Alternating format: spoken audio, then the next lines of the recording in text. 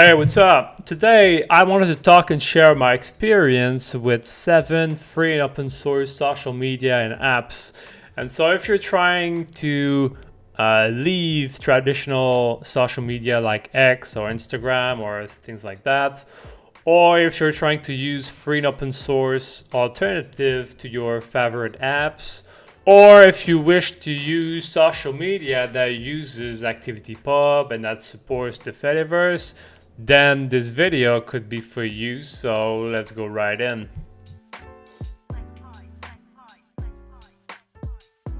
Now, the first question that we must ask ourselves is why would we want to do that? And I'm not going to go into the big details here, but there are many reasons why you might want to choose free and open source alternative to traditional social media. And I'm just going to list a few examples and a few reasons why you might want to do that. And the first reason is that you might want to avoid ads. You might also want to avoid paying for a subscription or a certain fee to verify your account. And you also want to avoid power and money hungry, unethical corporation. Another reason might be that you want decentralization of the internet and just in general. You also want to avoid being targeted by AI and data collection. You want to avoid hidden algorithms that work against you. Maybe you want more online privacy. You want to be in control of your online data and interaction. You want to join the Fediverse and use the ActivityPub protocol. You want to use free and open source softwares. You want to create, customize, and be in control of your community. So there are probably more reasons why you might want to choose free and open source application and social media, but those are just the reasons that I personally thought of. Alright, so the first social media that I'm going to talk about is Mastodon. And Mastodon is a microblogging platform and an alternative to Twitter or X that is free and open source and also federated. And as of right now, I believe that it is the most popular platform that is part of the Fediverse and that also uses ActivityPub. So far, what I've done with Mastodon is that I created an account on one of the most popular instance, which is called Mastodon.social. And I started to follow a bunch of accounts on Mastodon. And unfortunately, as I'm writing this, I did not find a way to transfer my data from Twitter or X to Mastodon. So I hope that at some point I find a solution to do that, because as of right now, it's kind of my last and final step to make the full switch to Mastodon and simply delete my Twitter account. So personally, I use Twitter and Mastodon to simply share my thoughts about some things that is going on in my life.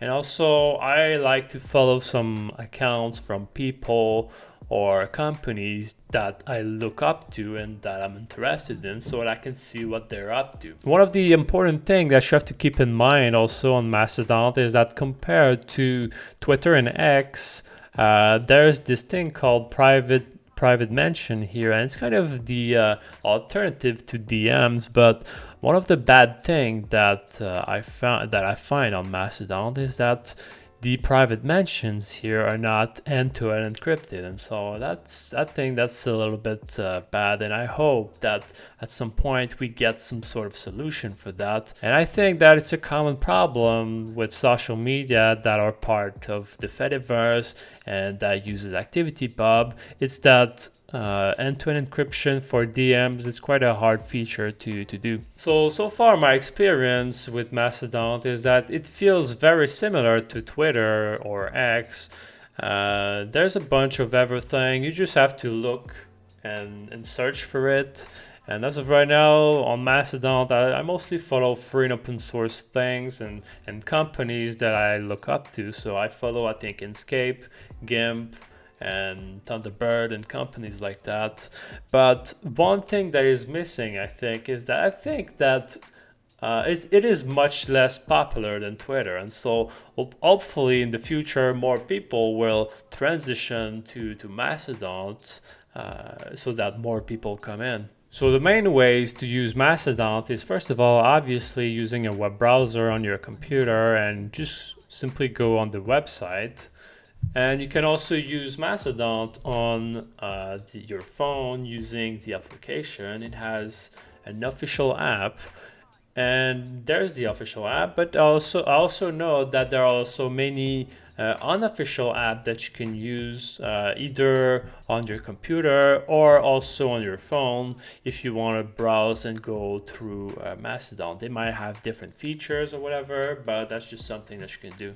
And now the second social media that I wanted to talk about is PixelFed. And PixelFed is an image sharing platform and alternative to Instagram that is free, open source, and federated. And so, which means that it is also part of the Fediverse and also uses ActivityPub. So in my case, what I did is that I also created an account on a popular instance. And so here you can choose a community server. And so in my case, I chose the most popular one, which is pixelfed.social. And in this case here, I was able to transfer my photos and pictures from Instagram to PixelFed. And so that might be something that you want to look into. And I made a video about it. So personally, in my case, yes, I created an account, but sharing images is not something that I personally do that much. I mean, that might change in the future or whatever.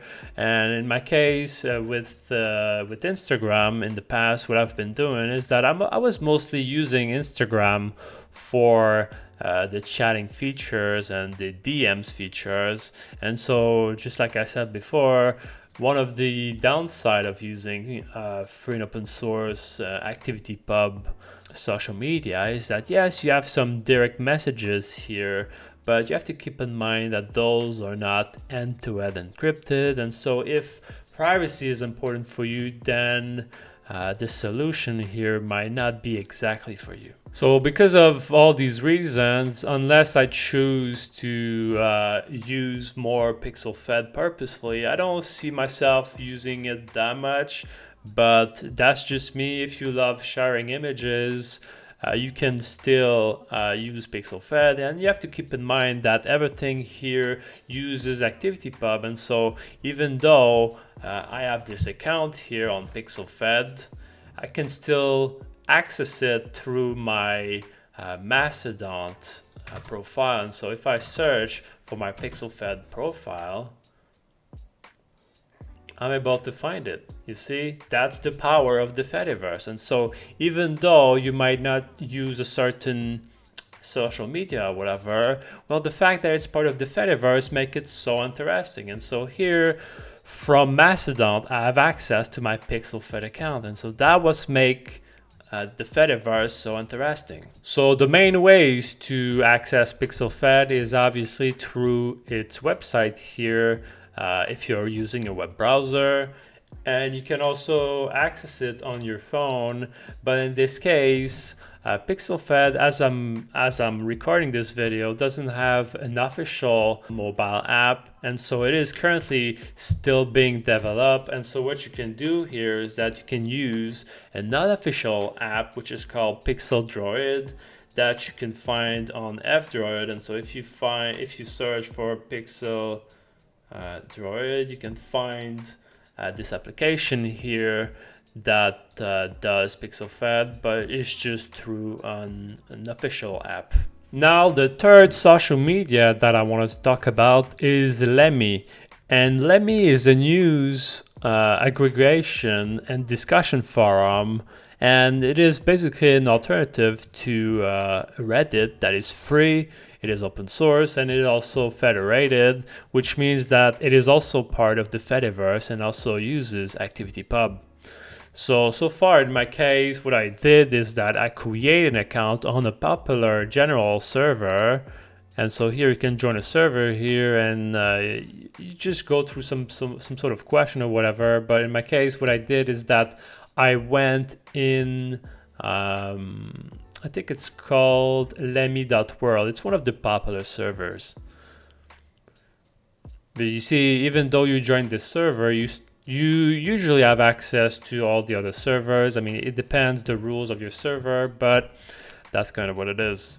So in my case with Lemmy, I started messing around, and I personally think that it's really good. I think it's a really good alternative to Reddit. The only downside is that, yes, for now there's less people, and as of right now, I use it as one of my main source of information, because usually the most important news and the most important headlines usually make it to the top of the website or whatever. And so usually it's mostly about tech and gaming, and so also there's some memes as well, and so that can be interesting. And so I usually look at it a little bit every day. That being said, as of right now, I feel like the people that are using Lemmy seems to be very pro Linux, very pro Libre softwares and whatever, because usually it's these types of communities that these federated communities and social media attract. And so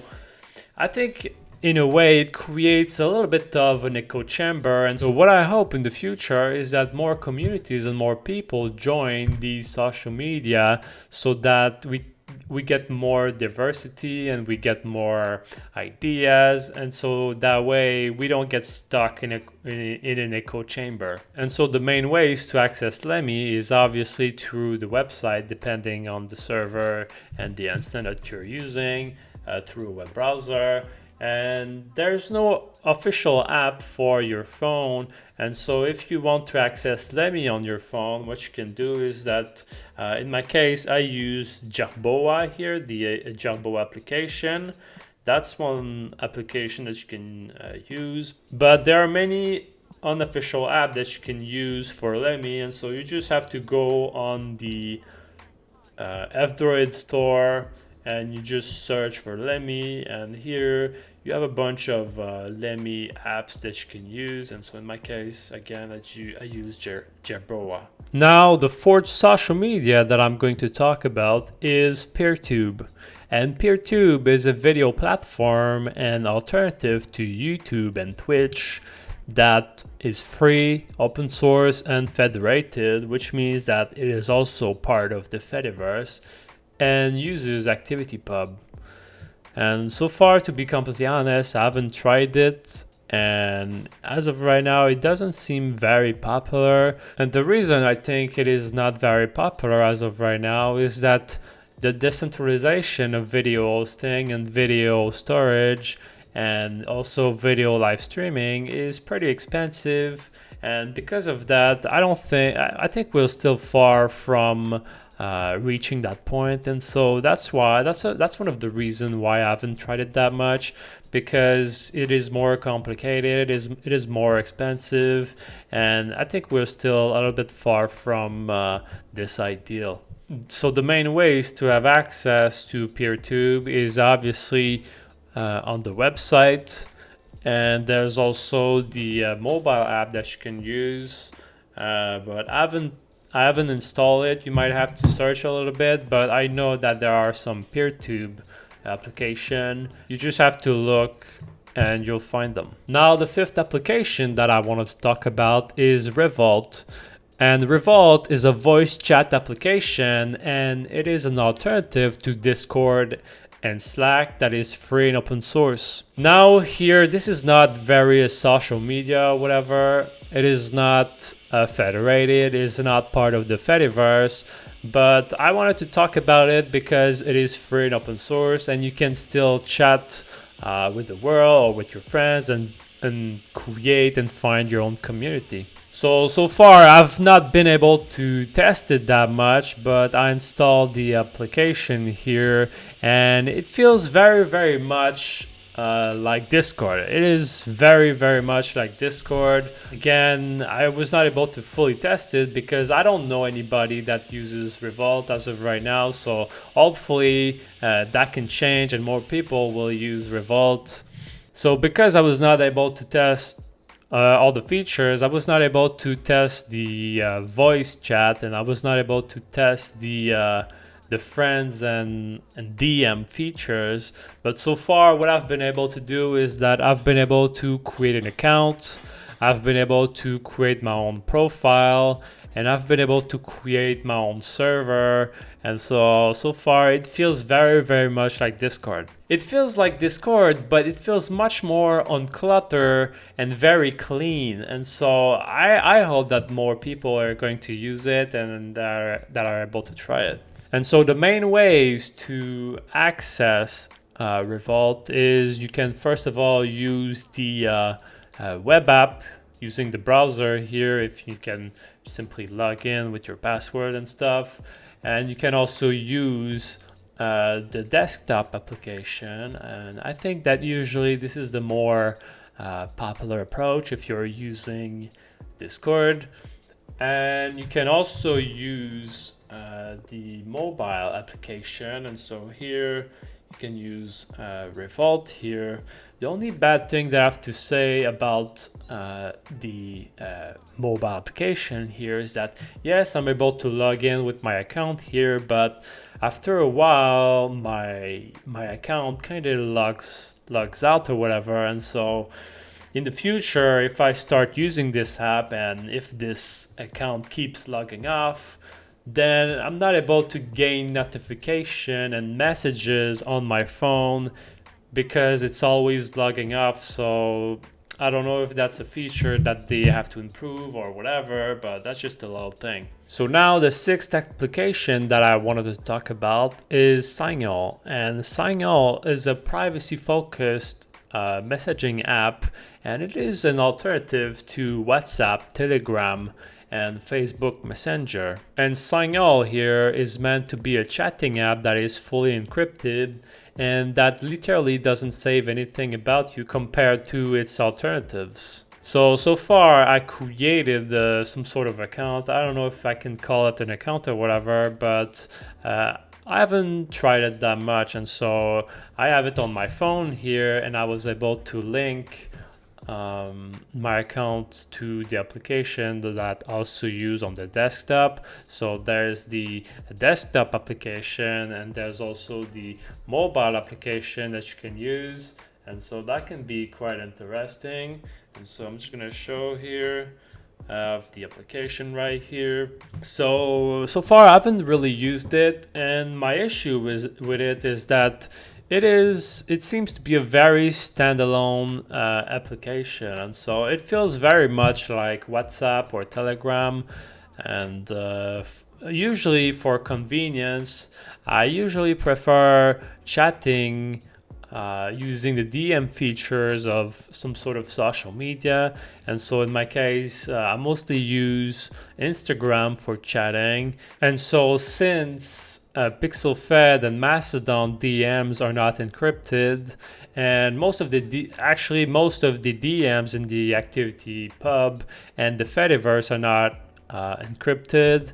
I mean, maybe this app has its place in the way that if you want to communicate one-on-one with one person, then this is probably the way to go if you want your messages to be encrypted.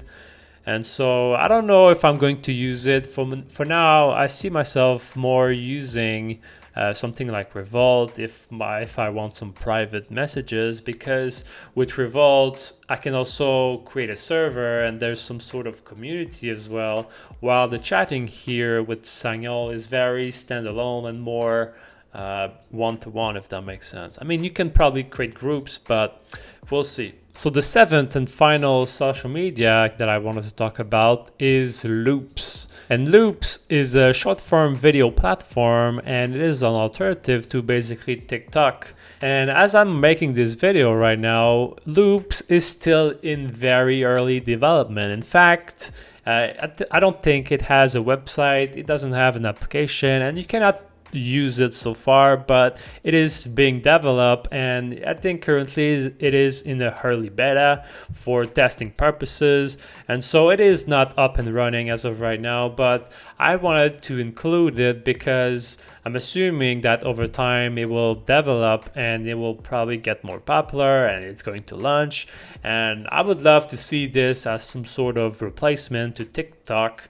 And I don't really use TikTok, but we'll see how that goes. So one interesting fact about Loops is that it is made by the same company that is developing PixelFed, and so I'm assuming that they know what they're doing. But again, just like the other social media that I talked earlier, Loops is going to be free, it's going to be open source, and it is going to be federated, which means that it is going to use ActivityPub, and it is also going to be part of the Fediverse, and so I think that's quite interesting. And so as of right now, just like I said, Loops isn't really available unless you're some part of the private beta, and I think they sent a link if you want to be part of the loop and the part of the beta. So if you want to check that out, I think I'm going to put the link in the description if you want to join the beta. And so finally here, I simply wanted to throw a little bonus here. And here I want to talk also about LiberaPay. And LiberaPay is basically a donation platform, and it is an alternative to Patreon that is free and open source. But you see, the main difference between LiberaPay and Patreon is that LiberaPay is it is a non-profit organization, and basically it doesn't take any cut from the donation. And so if you send money to someone using LiberaPay, well, the person that is receiving the money actually receive the full value of the money donated, because LiberaPay doesn't take a cut compared to Patreon. And so that can be more interesting. Now here, this is not really a social media or an application, but I still wanted to put it on the list because donation is quite a common thing among the free and open source communities.